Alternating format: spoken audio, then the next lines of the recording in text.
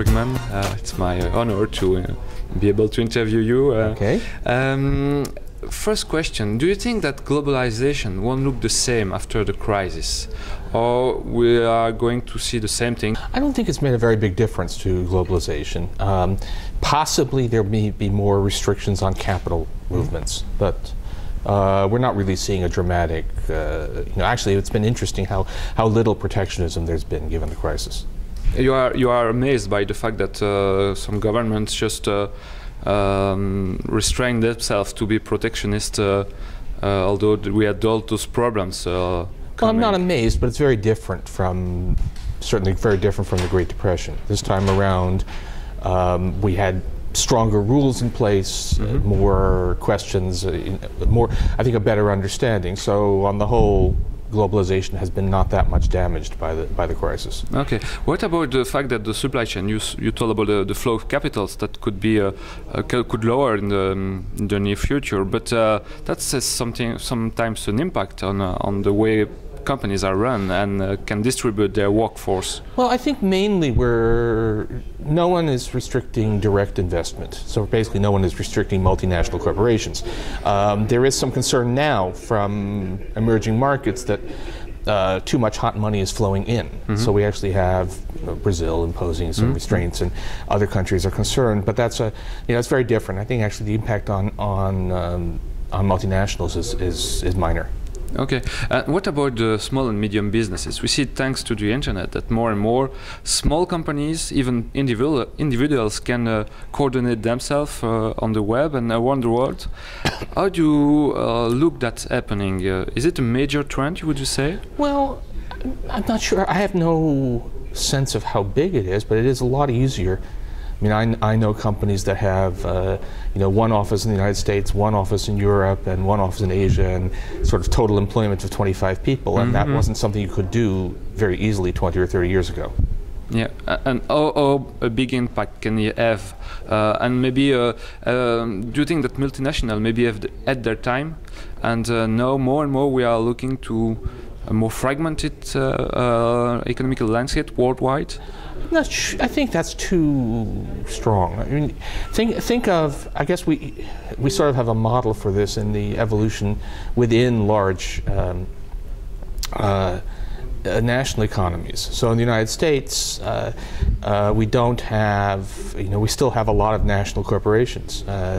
It's also been easier now for small businesses to operate all across the United States, and there's been some decline. But there's actually been a downshift in the share of large firms in total employment. But it's not a radical transformation. Just it's no longer necessary to be big to operate across a wide area, but that doesn't mean that bigness goes away. Okay. Do you still think that globalization will be led by the multinational as it has been the last decades?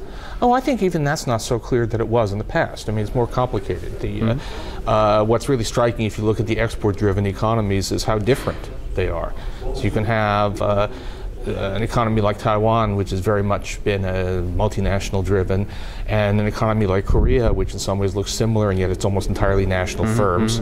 And you can have expansion based on small firms, big firms. I think the point is there are just multiple models that all seem to work. What about the fact that we see now that the driving force for globalization and the worldwide economy are the emerging markets? We see that Brazil is doing terrifically for the time. What can it change for our future as Europe or the United States?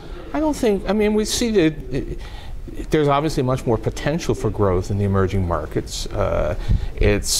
Brazil is doing well.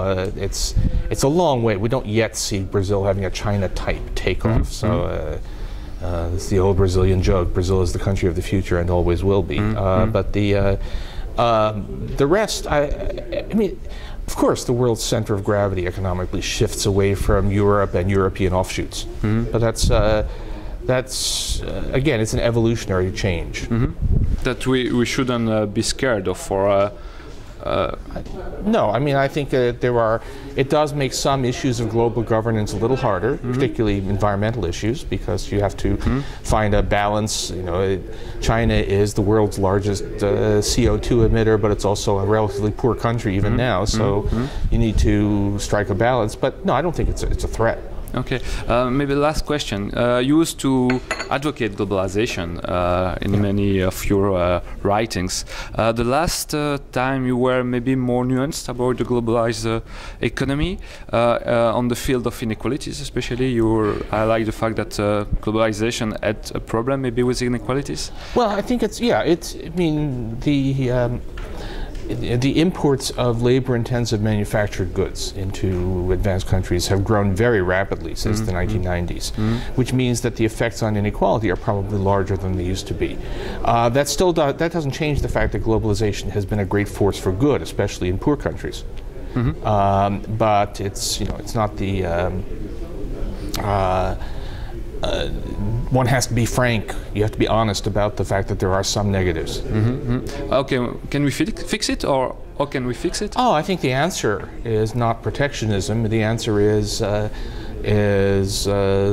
strong social safety net. The way to help lower wage workers in the United States, which is what I focus on, is to give them health care and give them give them support, not to shut off imports. Thank you very much. All right, thank you.